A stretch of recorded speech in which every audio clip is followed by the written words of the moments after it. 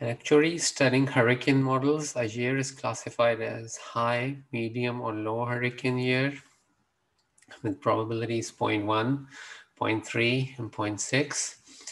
Number of hurricanes in high, medium, low years follow Poisson with means 20, 15, and 10.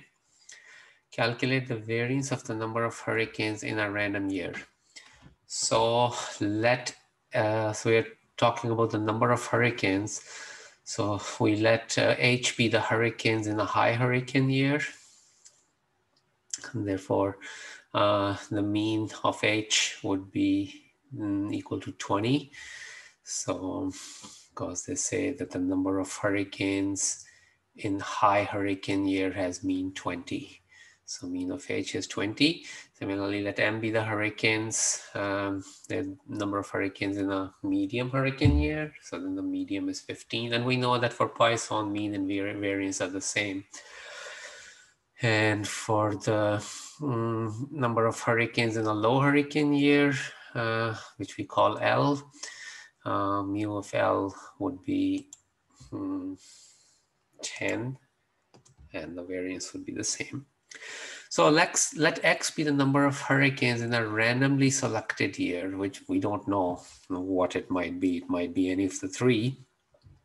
So then the number of hurricanes in a randomly selected year would be H with probability 0.1, or it'd be M with probability 0.3, or it would be L with probability 0.6. So therefore, X is equal to 0.1H plus 0.3M plus 0.6L.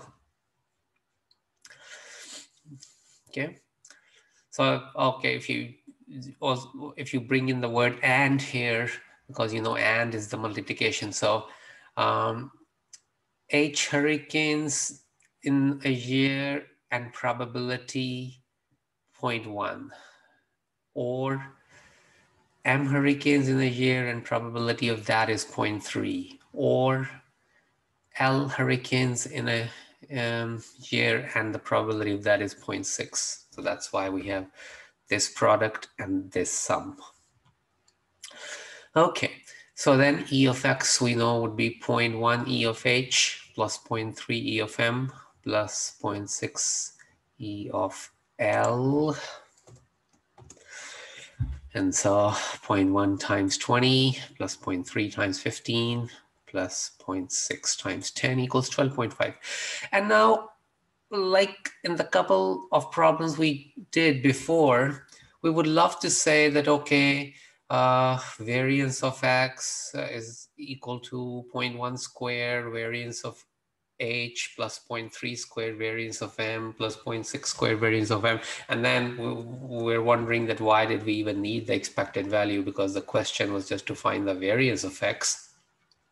Well, the problem here is the formula for variance is not that straightforward here. Yes, we do have variance of X equals 0.1 square variance of Y plus 0.3 square variance of M plus 0.6 square variance of L, but that's not it. We keep going.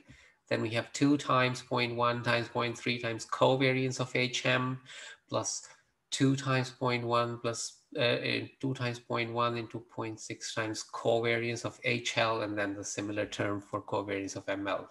And so actually, besides the first 3 terms, there'll be 3 covariance terms, and we're not given the covariances.